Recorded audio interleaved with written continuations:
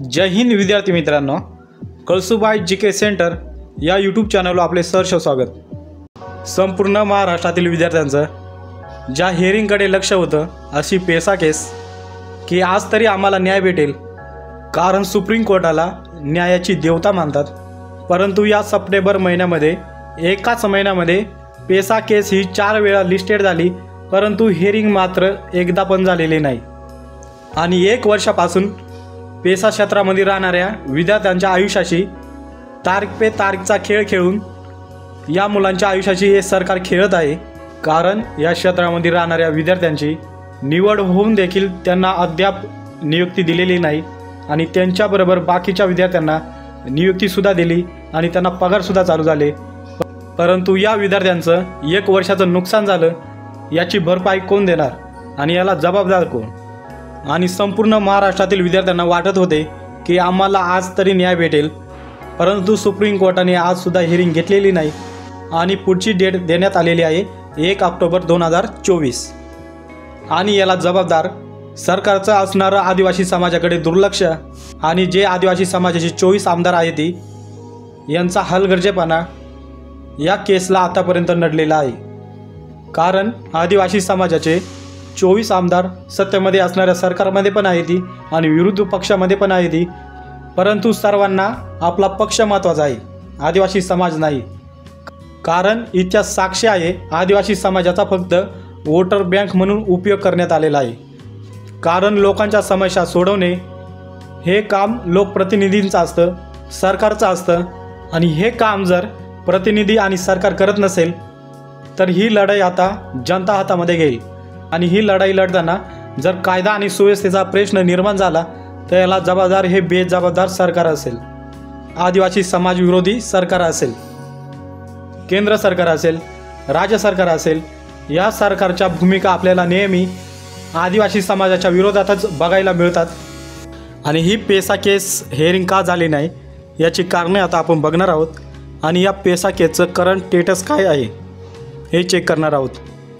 इथे बघू शकता डायरी क्रमांक 40/524/2023, इथं केस नंबर दिला आहे। इथं petitioner Samajik Vikas Prabodhini, respondent name the state of Maharashtra आणि स्टेटस इथं पेंडिंग दाखवते, तुम्ही चेक करू शकता।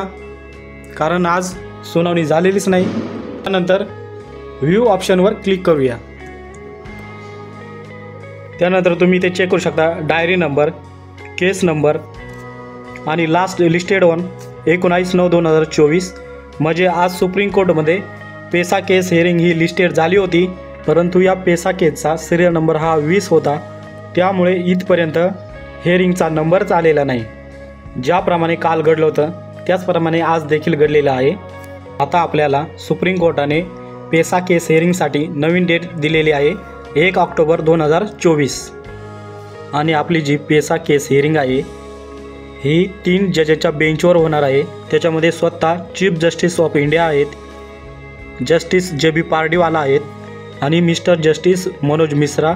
या 3 न्यायाधीशांच्या बेंचवर आपली पेसा केसची हिअरिंग होणार होती। आज तिघे पण उपस्थित होते, परंतु या पेसा केसचा सिरियल नंबर हा 20 असल्यामुळे इथपर्यंत सुनावणीचा नंबरच आलेला नाही आणि जे काल घडलं होतं ते आज देखील घडलेलं आहे। आणि आता डायरेक्ट 1 ऑक्टोबर 2024 ही नवीन डेट देण्यात आलेली आहे। आणि 1 वर्षापासून हे सरकार असेल, सुप्रीम कोर्ट असेल, तारीख पे तारीखचा खेळ खेळून आदिवासी मुलांच्या आयुष्याशी खेळत आहे। कारण सुप्रीम कोर्टमध्ये लास्ट हिअरिंग ही 13 ऑक्टोबर 2023मध्ये झालेली होती। त्यानंतर या पेसा केसची एकदा देखील हिअरिंग झालेली नाही आणि 1 वर्षानंतर या सप्टेंबर महिन्यामध्ये 4 वेळेस तारखा लिस्टेड करण्यात आल्या, हिअरिंग मात्र एकदा पण झालेली नाही। 4 सप्टेंबर, 12 सप्टेंबर, 18 सप्टेंबर आणि आजची 19 सप्टेंबर। 4 सप्टेंबरला chief justice of India DY Chandrachud साहेबांची तब्येत बरोबर नसल्याने ते गैरहजर होते, त्यामुळे हिअरिंग झाली नव्हती। आणि 12 तारखेला प्रतिपक्षाचे वकील गैरहजर असल्याने सुनावणी झाली नव्हती।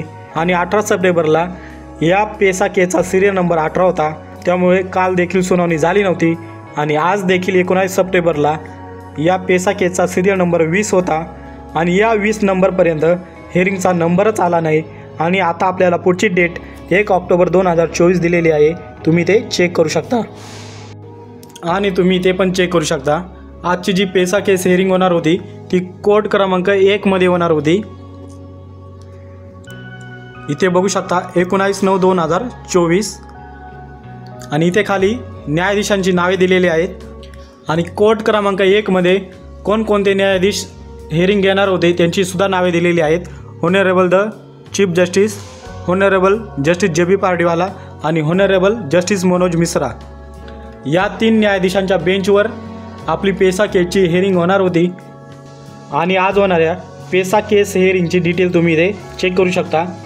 ऑर्डर्स इन कंप्लेंट मॅटर आणि इथे सिरियल नंबर दिलेला आहे, तुम्ही इथे चेक करू शकता 20। इथे केस नंबर दिलेला आहे। पिटिशनर सामाजिक विकास प्रबोधिनी वर्सेस स्टेट ऑफ महाराष्ट्र। इथं वकिलांची सुद्धा नावं दिलेली आहेत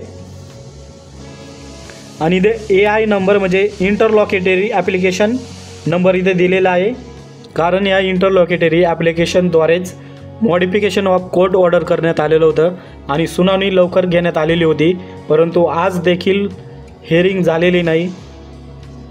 आणि या सर्व गोष्टींवर एकच उपाय आहे, तो म्हणजे आदिवासी समाजाला खोटी आश्वासने देणाऱ्या आणि आदिवासी समाजाची दिशाभूल करणाऱ्या या सरकारला धडा शिकवणे। आणि जोपर्यंत या पेसा क्षेत्रातील आदिवासी मुलांना हे सरकार नियुक्तीपत्र देत नाही तोपर्यंत हा लढा संपणार नाही।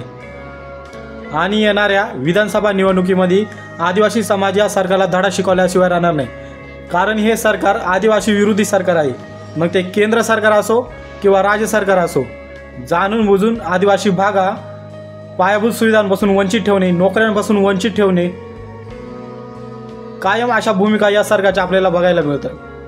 आणि जे आदिवासी समाजाचे 24 आमदार झोपलेले आहेत त्यांना जागा करण्याची वेळ आलेली आहे, कारण जेव्हा जेव्हा आदिवासी समाजावर अन्याय होतो तेव्हा तेव्हा 2 ते 3च आमदार पुढे येतात, बाकीचे कुठं असतात? मग बाकीचे खरंच आदिवासी समाजाचे नेतृत्व करतात का? हा येणाऱ्या विधानसभा निवडणुकीमध्ये प्रत्येक मतदारसंघातील आदिवासी आमदारांना पकडून हा प्रश्न विचारला पाहिजे की तुम्ही पेसा भरतीसाठी वर्षभरामध्ये काय योगदान दिले, कारण इतिहास साक्षी आहे आदिवासी समाजाचा फक्त निवडणुकींपुरता वोटर बँक म्हणूनच यूज करण्यात आलेला आहे। त्यामुळे या 24 आमदारांना आणि सरकारला धडा शिकवण्याची वेळ आलेली आहे। आणि पेसा भरती संदर्भात अशाच अपडेट मिळवण्यासाठी चॅनलला नक्की सबस्क्राईब करा आणि व्हिडिओ आवडल्यास लाईक, कमेंट, शेअर नक्की करा। धन्यवाद।